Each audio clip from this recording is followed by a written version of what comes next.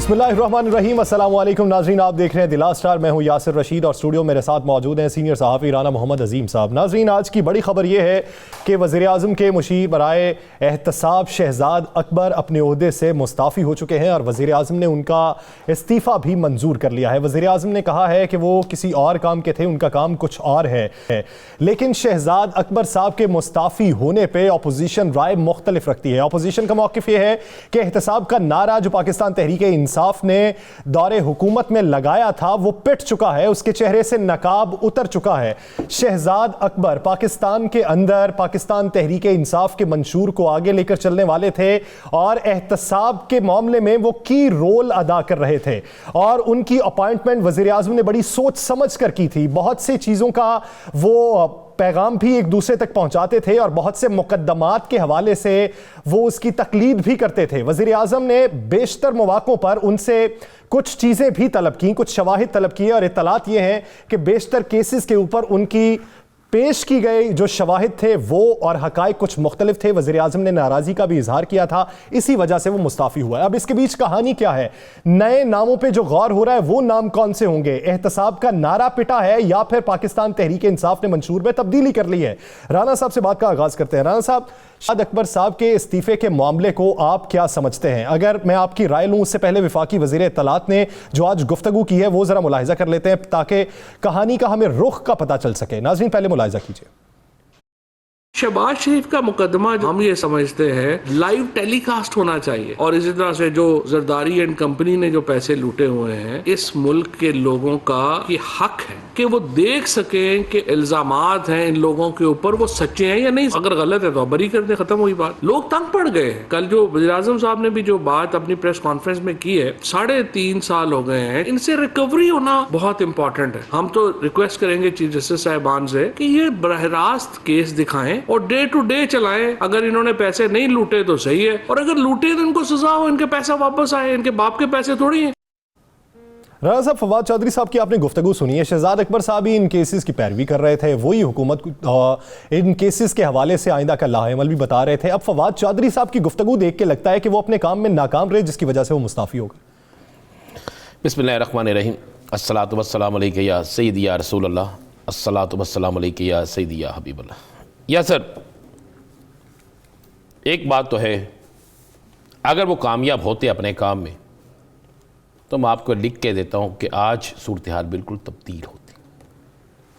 मेरे पास इतलात ये है कि जो काम शहजाद अकबर साहब के ज़ुम्मा लगाए गए थे, उन कामों के हवाले से पिछले 4 माह से बाकायदा, मैं पिछले 4 माह आपको बता रहा हूँ, ये बहुत से मैं टीवी चैनल्स पे देख रहा था, कुछ लोग कह रहे थे 3 दिन पहले, 4 दिन पहले, 5 दिन, नहीं, पिछले 4 माह से बाकायदा इस पर काम हो रहा था।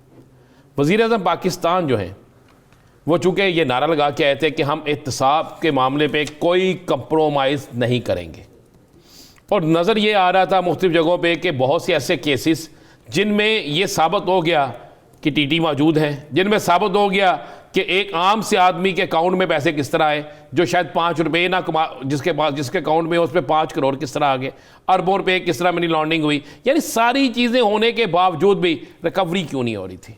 सारी चीज़ें होने के बावजूद भी अदालतों से रिलीफ क्यों मिल रहा था? सब चीज़ें होने के बावजूद भी खराबियाँ कहाँ पैदा हो रही थी? प्रोसिक्यूशन कहाँ पे गलत था? प्रोसिक्यूशन से हट के मुख्तलिफ चीज़ें कहाँ पे गलत थी? ये सारी चीज़ें देखी जा रही थी। मेरे पास इतला यह है कि उन 4 माह में वज़ीर आज़म हाउस इंतहाई मुतहरिक थे और वज़ीर आज़म हर सूरत में एहतसाब चाहते थे और एहतसाब का जो नारा था उसे पूरा करना चाहते थे। और मैं आपको ये भी बता दूं, ये भी कई मीटिंग्स में हुआ था कि अगर कोई बेगुनाह है तो भाई हमें उससे कोई अर्ज नहीं है, उसको छोड़ दिया जाए। अगर गुनाहगार है और साबित हो रहा है तो फिर क्यों छूट रहा है वो, फिर क्यों नहीं रिकवरी हो रही? इस सिमन में नहीं सर, मैं आपको बता दूं, मारूफ तरीन वकला से भी मुलाकातें हुई, बेहतरीन वकला से मुलाकातें हुई, जिसमें लाहौर के 4 वकील भी शामिल थे, दूसरे शहरों से भी वकला जो बड़े मारूफ थे, जो अवामी इश्यूज़ पे खेलते थे, अवामी इश्यूज़ पे अदालतों में जाते थे, उनसे भी मुलाकातें हुई। उन मुलाकातों में बाकायदा इन केसेस के हवाले से सामने रखा गया तो अक्सरियती जो तादाद है उसने ये राय दी कि जनाब केस ठीक है, सही, आप इसको आपकी टीम ठीक तरीके से चला नहीं सकी, आपकी टीम जो है वो ठीक तरीके से इस पर खेल नहीं सकी। आपकी टीम के ये यहाँ पे गलत था कि एक बेहतरीन केस, लेकिन यहाँ पे आके आपके लोगों ने नाहली दिखाई, यहाँ पे आके ख़राबी पैदा की, जिससे फ़लाँ शख्स को फ़लाँ जगह से रिलीफ मिला। अच्छा, ये एक शख्स नहीं, दो नहीं, तीन नहीं, ये बहुत से अच्छे जो थे वकला, सीनियर वकला सुप्रीम कोर्ट के, उनसे राय ली गई। अच्छा, उसके बाद फिर प्रोसिक्यूशन को देखा गया। फिर ये देखा गया कि जनाब, मैं आपको ये भी बता देता हूँ, ब्रेक कर देता हूँ आज के प्रोग्राम में, कि कुछ अफसरान के हवाले से, या सर इन्वेस्टिगेशन करने वाले अफसरान के हवाले से भी राय ली गई, तो पता चला कि उन अफसरान में से बहुत से ऐसे हैं जो अपनी मर्जी या मेरिट कर ही नहीं सकते, उन्हें जो हदायत मिलती है उसके मुताबिक करते हैं, और उनको अभी इतनी इजाज़त नहीं है, और वो हदायत किसी और जगह से नहीं थी, वो भी इसी शोबे से मिलती थी। मैंने कहा जनाब, अगर आप उनको थोड़ा सा पुश करें और उन्हें कि मेरिट पे करना और पकड़ लो, किसी को रियायत ना दे, तो उसने कहा जी बहुत कुछ निकल आएगा। और कुछ चीज़ें ऐसी आई सामने कि जिसमें यह साबित हुआ कि बहुत से लोगों को रियायत भी मिल जाती थी। बहुत से केसेस में बहुत से ऐसे लोग तैनात थे प्रोसिक्यूशन में मुख्तलिफ जगहों पे कि जो उस मेरिट पे आते भी नहीं थे और जिनके किसी और से रवाबत थे। आपको पता है ना, आज चौधरी शजाद हुसैन का आपने पढ़ा बयान? जी जी जी, बड़ा सख्त बयान, बड़ा सख्त है। उसमें उसने बहुत सी चीजें, आपको बोलने नहीं देता थे, गूंगे बह रहे हैं, बाकी मुशीर जिन पे आप इतने प्रोटोकॉल्स भी खर्च करते हैं, पैसा भी खर्च करते हैं, उनके मुंह में जबान नहीं है। दूसरा उन्होंने कहा आपको जो गलत गाइड भी करते हैं, हाँ जी, जो आपको गलत लेकर भी चलते हैं, ये चौधरी शजाद, उन्होंने तो वजीर आजम की गुफ्तगू के ऊपर भी बेशुमार सवाल किए हैं, जो उन्होंने कहा है कि आप कहते हैं मैं खतरनाक हो जाऊंगा, ये क्या है? चौधरी शजाद हुसैन साहब बहुत कम बोलते हैं, और जब चौधरी शजाद हुसैन या परवेज़ लाई मशवरा देते हैं तो वो बिल्कुल मेरिट पे मशवरा देते हैं, या सर। और वो कभी ऐसी चीज़ नहीं होती कि उसमें ये नहीं कहा जा सकता कि ब्लैक मेलिंग है। वो खुल के बात करते हैं कि जनाब यहाँ पे आप गलत हैं, यहाँ पे ठीक हो जाए, यानी वो आपको आईना दिखाते हैं कि जनाब आपकी बेहतरी के लिए ये है, क्योंकि वो समझते हैं कि इनकी बेहतरी होगी तो हमारी बेहतरी है, इनकी बुराई होगी तो हम भी उसमें डूबेंगे, उस कश्ती में हम सब सवार हैं। ये चौधरी बरादरान की ये क्वालिटी है, परवेज़ लाई की और चौधरी शजाद हुसैन की करते। या सर, अब शहजाद अकबर साहब का इस्तीफ़ा बहुत पहले हो जाना था, इस्तीफ़ा लिया गया। मैं आपको ये जो मीटिंग्स हैं, इन मीटिंग्स में जाने वाले चंद लोगों से मेरी भी बात हुई, आपके मेरे हम सब के वो जानने वाले भी हैं, प्रोग्राम्स में भी आते हैं। मैंने उनसे उन्होंने कहा जी हमें बुलाया गया, हमें ये ज़िम्मेदारी देने की गई, बात की गई है, क्या हमें ले लेनी चाहिए? मैं कहा ये आपका फ़ैसला, आपको लेनी चाहिए नहीं लेनी चाहिए, आप अपने बेहतर मुस्तकबिल के मुताबिक देखें, आप कानून और आइन के मुताबिक क्या हो सकता है। उसमें उन्होंने सारी डिटेल डिस्कस की कि ये है, ये कानून इस तरह है, ये कानून इस तरह है, ये कानून इस तरह है, ये केस इस तरह है। अब ये केस इस नहज पे पहुंच गया है कि हम इसे सही करना चाहें तो बड़ा टाइम चाहिए, उतनी देर में दौरे हुकूमत खत्म हो सकता है। अब तीन चीज़ें तो वज़ीर आज़म साहब को क्लियर हो गई थी, बिल्कुल क्लियर, कि सबूत मौजूद हैं कि इतने पैसे, इस तरह करप्शन हुई है, सबूत मौजूद हैं कि इस तरह मनी लॉन्ड्रिंग हुई है, तो फिर क्यों नहीं आगे, क्यों नहीं परसू हो रहा, आगे उसका रिस्पॉन्स क्यों नहीं मिल रहा, तारीख पे तारीख क्यों मिलती जा रही है, आखिरकार प्रोसिक्यूशन क्यों जानबूझ के जान छुड़ाना चाहता है, प्रोसिक्यूशन इससे क्यों भाग रहा है, क्या उसके पास दलाइल नहीं है? अगर सबूत मौजूद है तो दलाइल क्यों नहीं है? तो यासर इन सारी चीज़ों के बाद वज़ीर आज़म साहब ने बड़े किया, फिर एक थिंक टैंक जो है उस पर इनकी बात हुई, इसके अंदर बात, जब उसके अंदर सारी चीज़ें देखी, जब टाइम थोड़ा रह गया है, लोग सवाल करते हैं कि आप सब केस बनाते हैं, आगे होता कुछ नहीं। जिसके बाद अब ये फ़ैसला हुआ है और इस फैसले के बाद उनसे इस्तीफ़ा लिया गया है, लेकिन शहजाद अकबर पार्टी में रहेंगे, अहम जगह पे रहेंगे।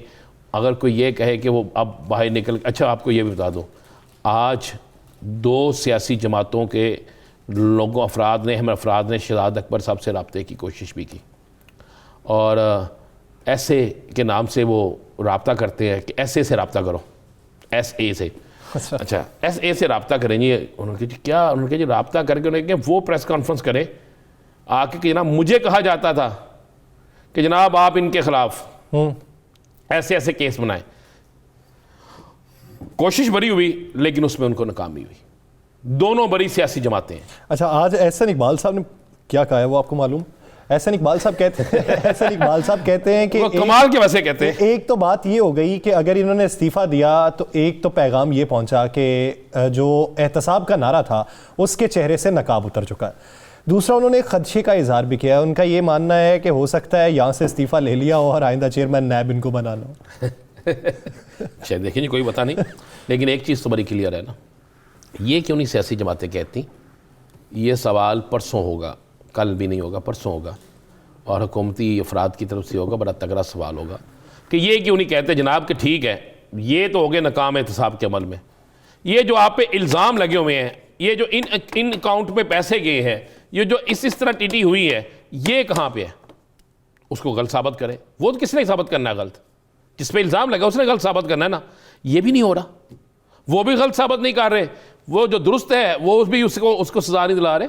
तो एक चीज़ तो हमें अप्रिशिएट करनी चाहिए कि हुकूमत जो है वो एहतसाब के अमल पे यकीन रखती है। फिर इस पे अप्रिशिएट क्या नाम है, वजीर दाखिला को भी करना चाहिए। वो भी कहते हैं कि ना आप हमारा कुछ बिगाड़ सके ना हम आपका कुछ बिगाड़ सके। वो इसलिए कह रहे हैं, वो इन्हीं चीज़ों पे कह रहे हैं। मैं जो कह रहा हूँ ना 4 माह से ये सब कुछ चल रहा था, तो वजीर दाखिला बड़ी अहम पोस्ट पे है, बड़े अहम जिम्मेदारी है उनके पास, बड़ी अहम वजारत है उनके पास, और बड़े करीब तरीन है वो वज़ीर आज़म साहब के, तो उनको भी इस बात का इल्म था और भी बहुत से लोगों का इल्म था।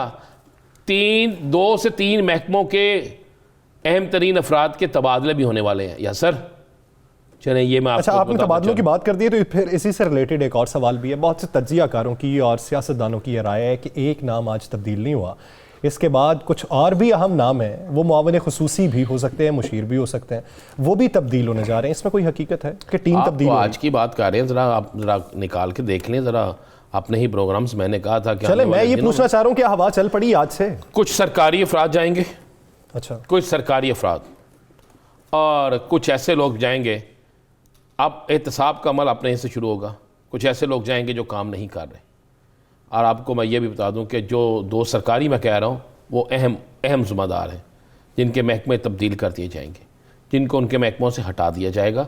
ये आपको आइंदा 24 से 48 घंटों में तब्दीलियां तो 3-3.5 ये ब्यूरोक्रेसी नहीं, हाल उसे ब्यूरोक्रेसी ना कहें। देखें, वो जो बाकी ब्यूरोक्रेट तब्दील होते थे ना, उनके मामले और थे, ये जो तब्दील होंगे इनके मामला तो और होंगे, और जब वो तब्दीलियाँ होंगी तो आप खुद परेशान होंगे कि ये कहाँ से हो रही है। चले ये मैं आपको बिल्कुल बता रहा हूँ। और ये जो शहजाद अकबर साहब वाली बात है, शहजाद अकबर साहब हुकूमत के खिलाफ बिल्कुल नहीं आएंगे। अपोजिशन की वो जो प्लानिंग है वो नाकाम हो गई है।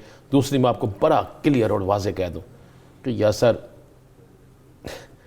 ये 4 माह पहले से काम शुरू था, सही, और वज़ीर आज़म साहब ने यह फैसला बड़ी सोच समझ के और बहुत सी चीज़ों को सामने रख के लिया है, और बहुत सी अहम सी ऐसी चीज़ें हैं जो वज़ीर आज़म चले। राणा साहब, इससे रिलेटेड एक आखिरी सवाल, शहजाद अकबर साहब के मामले को लेकर, शहजाद अकबर साहब की सीट को लेकर, उनके काम को लेकर अपोजिशन बड़ी मुश्किल में थी पिछले कुछ अरसे में, और अपोजिशन के एक बड़े झुंड ने यह भी कोशिश की थी कि इन्हें ओहदे से हटा दिया जाए। तो आप क्या समझते हैं कि अपोजिशन से प्रेशर कुछ कम हुआ है? देखें, ये अपोजिशन से प्रेशर बिल्कुल कुछ कम हुआ है, लेकिन कुछ वक्त के लिए।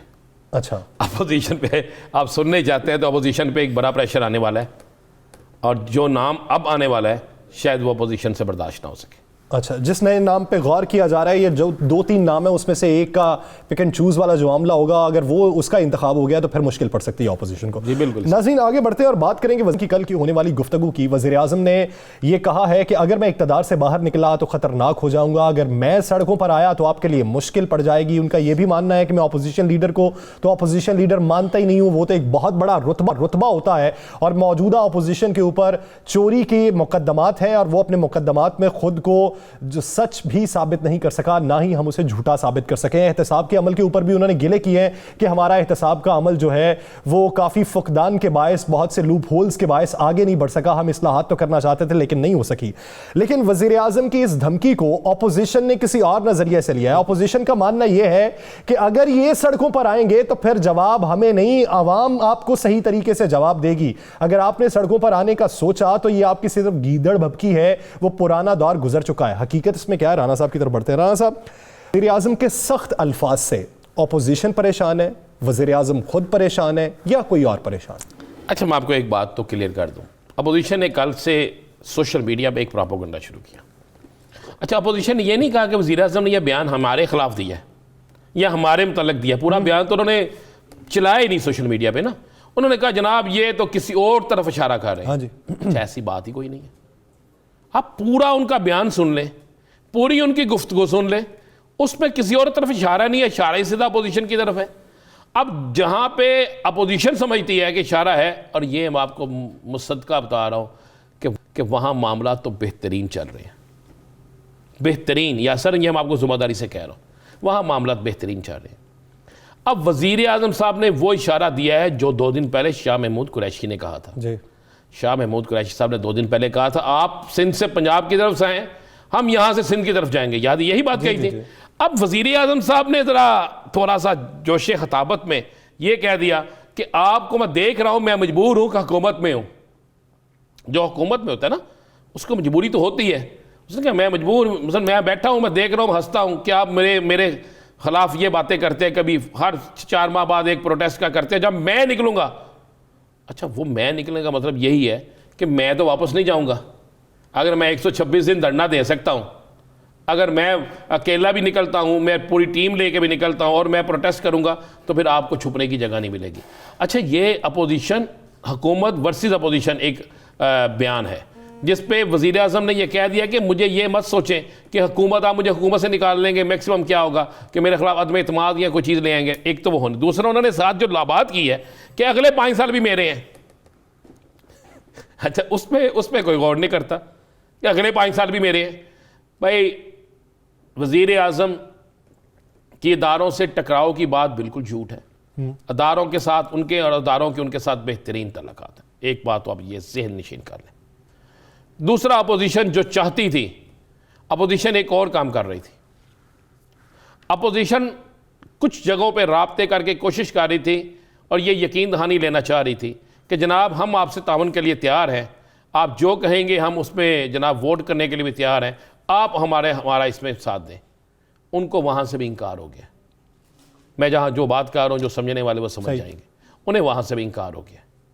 अब इमरान खान का, एक शख्स का जिसके खिलाफ पूरी अपोजिशन खड़ी हो यासर, और डट के खड़ी हो, उसके खिलाफ हर रोज़ बातें हो रही हो, और वो उसके बावजूद ये ललकारे, तो ये एक ज़रूर एक उसके पास कुछ ना कुछ तो है ना। ये नहीं है कि उसके पास नहीं है, कुछ है। जब किसी के पास कुछ होता है और वो इस तरह ललकारता है तो कोई बात पीछे ज़रूर करी होती है। मेरे पास भी इतला ये है कि इमरान खान वज़ीर आज़म जो है, तो वो हुक्म का इक्का है क्या? हुक्म का इक्का जो है बस वो चलें। ये जो KPK का इलेक्शन है ना और पंजाब का इलेक्शन, इसके बाद बहुत से लोगों की हवाएं निकल जाएंगी। यानी इसका नतीजा बता देगा फिर अपोजिशन? मैं कह रहा हूँ बहुत से लोगों की निकल जाएंगे। मैं आपको बड़ा सिंपल सा एक स्टोरी 2 मिनट में। इमरान खान जो है ना वज़ीर आज़म, ये इसलिए मुतमिन है कि इनके जो मुखालफ हैं ना यासर, जितने इनके मुखालफ हैं वो सारे वज़ीर आज़म के उम्मीदवार हैं।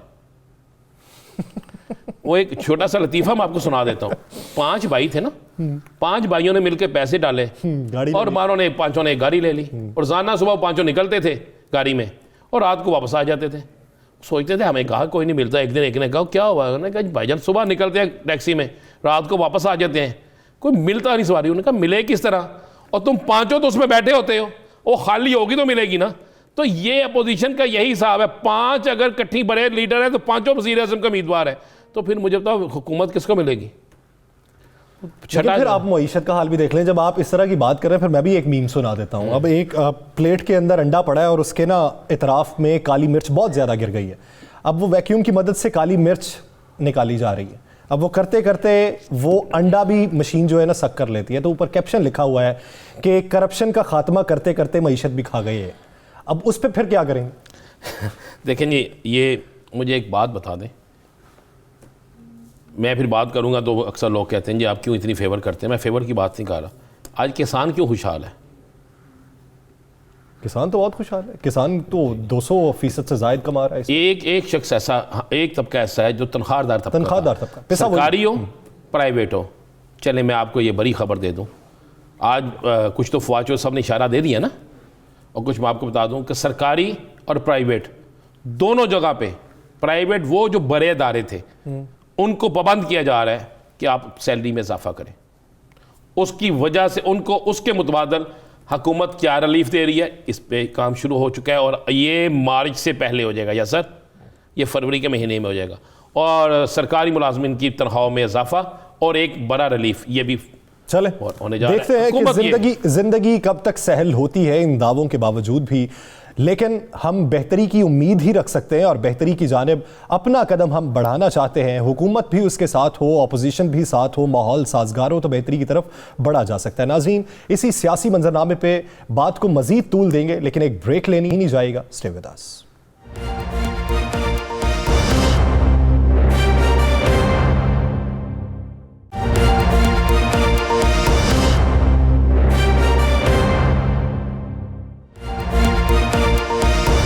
Welcome back. नाज़रीन, आज वज़ीर आज़म की ज़ेर सदारत पार्टी की तर्जुमानों का इजलास हुआ, जिसमें वज़ीर आज़म ने यह हिदायत की है पार्टी तर्जुमानों को कि आप अवाम में जाएं और अवाम को बताएं कि मईशत किस तरीके से बेहतर हो रही है।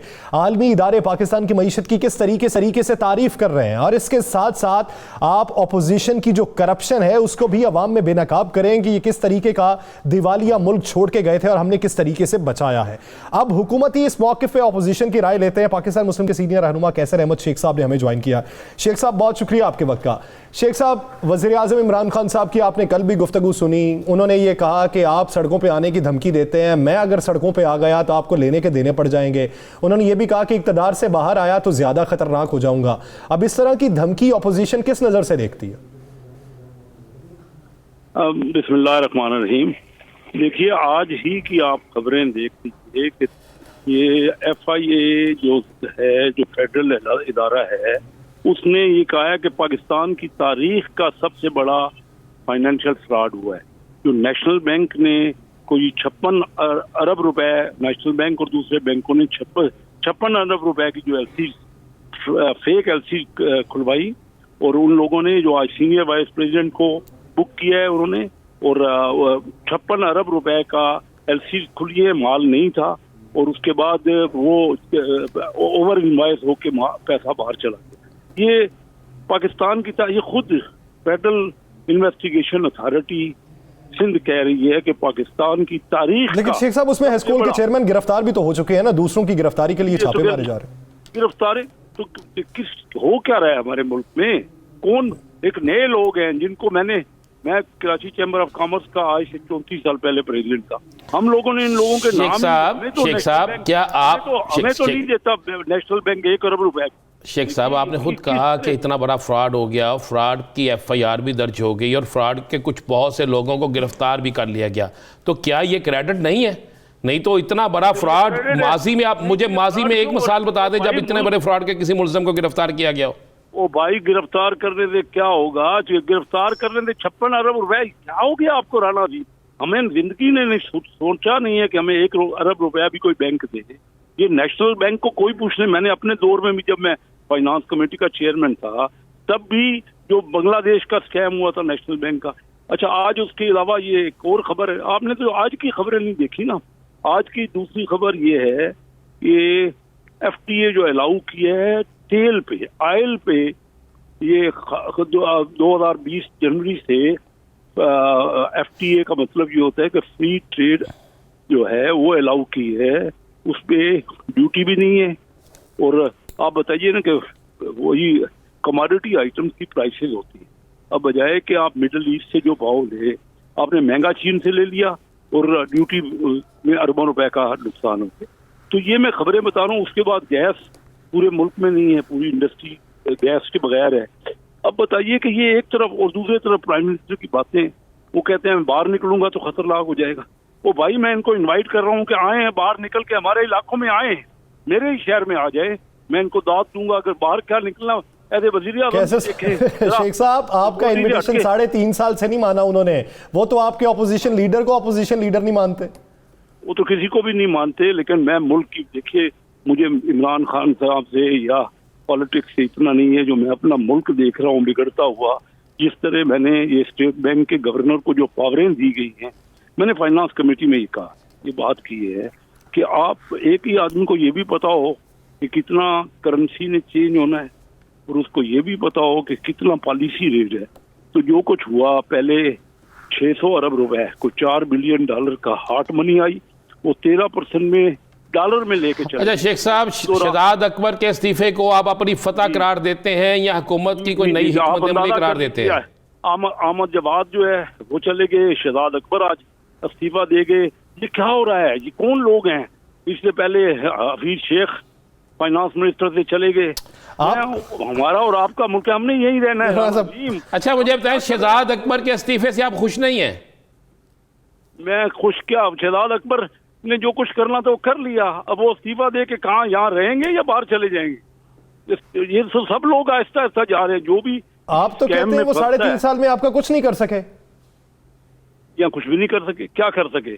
और लगे हुए जो कुछ उनका मैंने भी तो यही बात की है कि कुछ नहीं कर सके वो, तो फिर उनका जाना ना जाना वो तो ज्यादा कोई बात बनती नहीं है फिर उस पे तो नहीं। अब तो जब वो जाएंगे तो पता लगेगा ना कि क्या क्या उन्होंने स्कीमें की और क्या क्या उन्होंने जेली सारी कार्रवाइयां की। लेकिन मैं कह रहा हूँ ये खुद इमरान खान। अच्छा चले हम आप ही से सुन लेते हैं, आप सीनियर तरीन सियासतदान हैं और बड़ी कमेटियों में रहते हैं, कौन कौन सी ऐसी जालसाजी उन्होंने की है जिसे सामने आना चाहिए ताकि अवाम भी जान सके? जी बिल्कुल दुरुस्त कह रहे हैं। जो जालसाजी, सारी जालसाजियां जो हो रही हैं, देखिए ना आपके सामने जो शुगर का माफिया उन्होंने पकड़ना था, उसके बाद जो अभी आप देख रहे हैं फर्टिलाइजर वो नहीं मिल रहा लोगों को। अब क्या मैं आपको देखिए ना, कोई बाहर से आने वाली चीजों की महंगाई तो चलो अच्छा ने शेख साहब एक सवाल का जवाब दे दीजिएगा, एक सवाल का, फिर आपको आगे भी चलने इसमें। ये जो उन्होंने कुछ जो इल्ज़ामात लगाए शहबाज शरीफ साहब पर, कुछ ऐसे बैंक अकाउंट जिसमें पैसे ट्रांसफ़र हुए, साबित हो गया उन अकाउंट्स में सारा कुछ था, वो भी फ्रॉड है? नहीं, उस वक्त देखिए हमने खुद जो फॉरेन एक्सचेंज की रेगुलेशन बनाए हुए थे ना, उस वक्त ये जो बात करते हैं, खुद हमने इजाजत दी हुई थी कि जितना मर्जी आप बाहर से पैसा लाएं उसको वाइट करवा देंगे और उस पर टैक्स भी नहीं सर, बाहर से पैसा ला के अपने मुलाजमीन के अकाउंट में जमा करा दें, ये भी इजाजत दी थी अकाउंट में।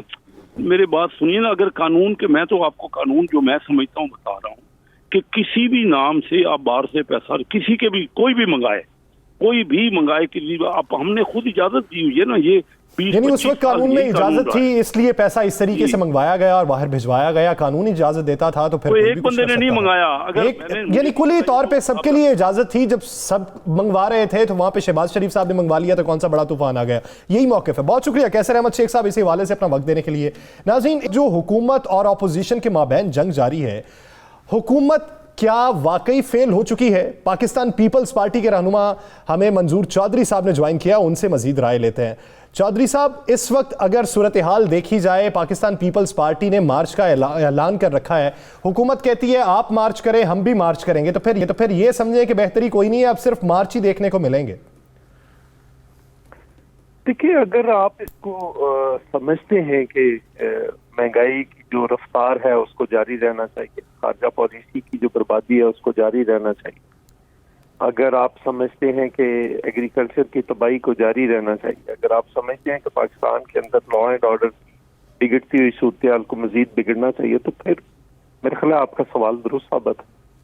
तो बिल्कुल आप दुरुस्त फरमा रहे हैं। जो साहब, आज एक बड़ी खबर कि इस्तीफा शहजाद अकबर का, एहसन इकबाल साहब कहते हैं हमें हदशा है कि उन्हें चेयरमैन नैब ना लगा दिया जाए, कोई और ऐसी जिम्मेदारी ना दे दी जाए।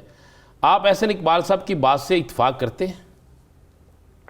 देखिए, पहले तो मैं एक गुजारिश करूं कि अगर हम निकले हैं तो हम इसलिए निकले हैं कि पाकिस्तान पीपल्स पार्टी ये समझती है कि इनका मजीद रहना जो है वो इस मुल्क के लिए और इस मुल्क के लोगों के लिए खतरनाक साबित होता चला जा रहा है। अगर आप महंगाई को देखें तो 100% खाने पीने की चीजों के अंदर महंगाई है। आम आदमी से जरा पूछ कर देखिए, कोई 150% से ज्यादा जो है वो बिजली की कीमत में इजाफा हो गया, 350% गैस की कीमत में, दवाइयों को अगर देख लें, पेट्रोल को देख लें, तो इसलिए हम इनके खिलाफ निकल रहे हैं। लेकिन मैं समझता हूं कि जो कल की घबराहट थी इमरान खान साहब की, जिसमें उन्होंने बयान दिया कि मैं अगर निकला तो बहुत खतरनाक हो जाऊंगा, खतरनाक तो है, लेकिन अगर आप तो क्या चौधरी साहब वो आपसे घबरा रहे थे, और आज टोकन है, आज उसका टोकन भी आ गया।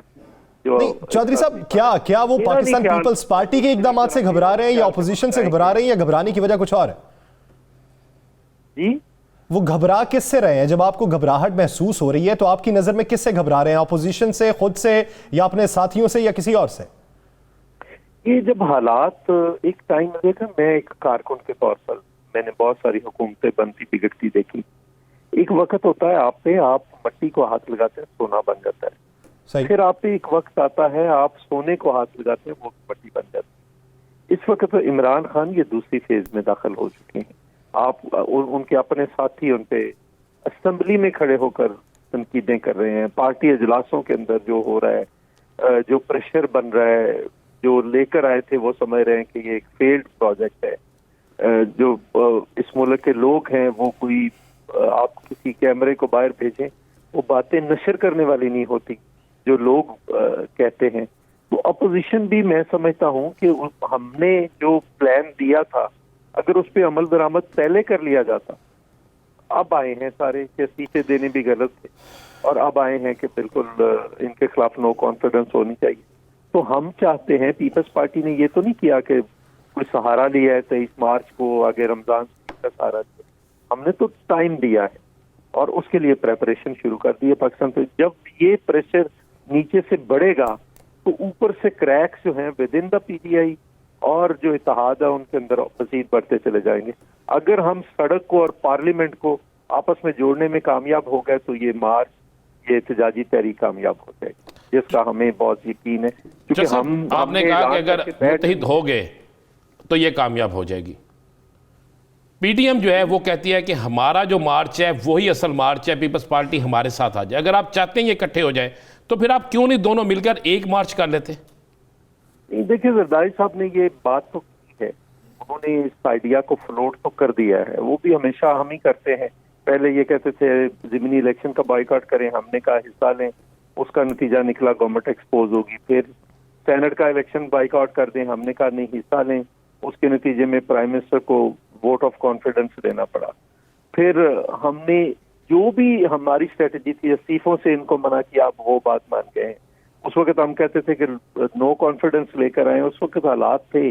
अगर आप पंजाब में ले आते तो एक आपने ईंट निकालनी होती है ना, अगर पंजाब में नो कॉन्फिडेंस हो जाता उस वक्त तो ये गवर्नमेंट तो एक हफ्ते की मार। तो अब वो मेरा ख्याल है उस बात पे आ गए हैं। जरदारी साहब के फार्मूले को मान लिया मौलाना साहब ने? जी नहीं, मुझे नहीं इस बात का इल्म, लेकिन मैं राना साहब ये बात कह रहा हूँ कि अगर देखिए ना उनके फार्मूले को मान ले तो आगे तो रमजान शरीफ है, फिर वो तो टोकन एहतजाज है। यानी अगर जरदारी साहब के फार्मूले को मौलाना मान लेते हैं तो फिर बेहतर तो हो सकता है, लेकिन दूसरी तरफ तहरीक अदम एतमाद जो है, अगर पाकिस्तान पीपल्स पार्टी का ये नुक्ता पहले से ही मान लिया जाता तो सूरत हाल मौजूदा दौर में कुछ और होती, फ़ज़ा कुछ और बन चुकी होती। लेकिन अगर अब भी माना जा रहा है तो बेहतर फ़ज़ा कायम हो सकती है। बहुत शुक्रिया चौधरी मंजूर साहब इस हवाले से अपना वक्त देने के लिए। नाज़रीन, दिला मुझे और राना अजीम साहब को दीजिए इजाज़त। अपना बहुत सा ख्याल रखिएगा। अल्लाह निगहबान।